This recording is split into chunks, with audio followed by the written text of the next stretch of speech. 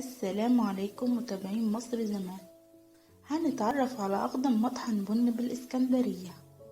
تأسس المطحن عام 1908، وكان في البداية مكتب بريد يوناني ملك سفيانو باولو اللي ورثه ابنه ميخائيلي اللي كان صديق لملك القهوة بعد كده حسن علي طنطاوي، الذي شارك ميخائيلي عام 1932 وحولوه إلى مطحن للبن. ومن بين الحكايات الكثيرة عن تاريخ سفيانو باولو، محل من أعظم المحلات في مصر، وكان يأتي إليه الرئيس أنور السادات الذي اعتاد إنه ياخد منه قهوته، وكانت تيجي معاه 3 عربيات، 2 للحراسة والتالتة للدكاترة علشان يتأكدوا من سلامة القهوة. وإن أهم الشخصيات اليونانية المقيمة في الإسكندرية كانت تشتري احتياجاتها من البن من عندهم، ومن بينهم عمدة أثينا والمغني اليوناني السكندري ديميس روسوس الذي كان والده أيضا يأتي للمحل، وصاحب المحل على اتصال بعدد كبير من اليونانيين المصريين اللي هاجروا إلى اليونان. وفي السنوات ال3 الأخيرة بدأت الرحلات تعود إلى الإسكندرية بكثرة، وتجي أتوبيسات محملة باليونانيين اللي بيفرحوا بوجود أشياء ومحلات يونانية، وبتحمل أسماء أشخاص من وطنهم، وهم بيشعروا بحنين بالغ وسعادة غامرة لوجودهم مرة تانية في الإسكندرية. وكانوا بيحرصوا على التقاط صور تذكارية مع أحفادهم في أرجاء المحل.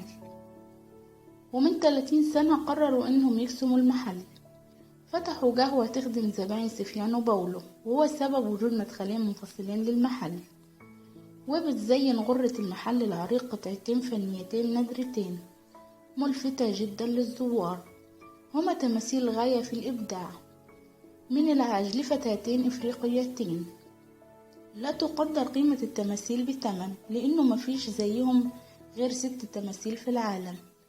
أصحاب المحل بيمتلكوها ومعاهم شهادة بكده معلقة على حيطة في المحل، وفي كتير من محب المنحوتات كانوا عايزين يشتروهم، وكمان وزارة الثقافة المصرية كانت عايزة تحطهم في متاحف القاهرة، لكن صاحب المحل رفض، ورفض كمان عروض بمبالغ طائلة من أثريين يونانيين لشرائهم ووضعهم في متحف باليونان.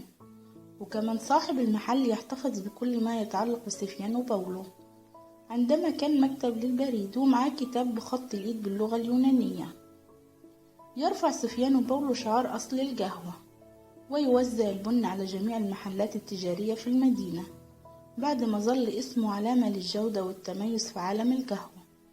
وبتلاقي علب البن بشعار سفيانو باولو في جميع المحلات الصغيرة وحتى الهايبر الكبير. وكمان رغم المنافسة الشديدة بين قهاوي الإسكندرية اليونانية القديمة والقهاوي الحديثة، فإن سفيانو باولو ليس مجرد محل لبيع البن، بل يمكنك أن تتناول بعض القهوة المنعشة في ركن القهوة الصغير، وهو بيقدم القهوة بمذاقات متنوعة بالفانيليا والبندق والشوكولاتة، وكمان يمكنك الحصول على أفخر الإسبريسو والموكا والكابتشينو. ثم إن معظم زبائن سفيانو باولو من كبار السن يأتون إليه كلما اعتادوا منذ عشرات السنين للحصول على أفخر أنواع البن العالمية وأجودها. وهناك بيقدموا القهوة التركية ذات المذاق الخاص من توليفة البن البرازيلي والبن الكولومبي والبن الحبشي والبن اليمني. كمان بيقدموا البن الغامق والمحروق من توليفة بن هندي خاص درجة أولى. أما لعشاق القهوة العربية فكان ليهم مذاقات لذيذة بتحويجات الحبهان والهيل وزر الورد والمستكة وكمان جوز الطيب. وكان في قهوة غربية وإيطالية وأمريكية. وإلى جنب القهوة بيلاقي الزبائن أيضا منتجات الكاكاو والشاي بأنواعهم. وبتحكي ماريا اليونانية المصرية 72 سنة بتقول: مجرد جلوسي هنا يذكرني بأيام طفولتي، عندما كان أبي يصطحبني لشراء البن من سفيانو باولو، وكنا بعدها نتجول في أرجاء محطة الرمل، ورائحة البن تغمر أي مكان بندخله. سنين وسنين مرت على سفيانو باولو، ما كانش مجرد مطحن للبن، لكن كان معلم من معالم الإسكندرية التي تتحدى الزمن، ومزار سياحي بيجوا فيه الزوار من جميع أنحاء العالم، وبالأخص من الجنسيات اللي كانت بتعيش في الإسكندرية في عصرها الذهبي.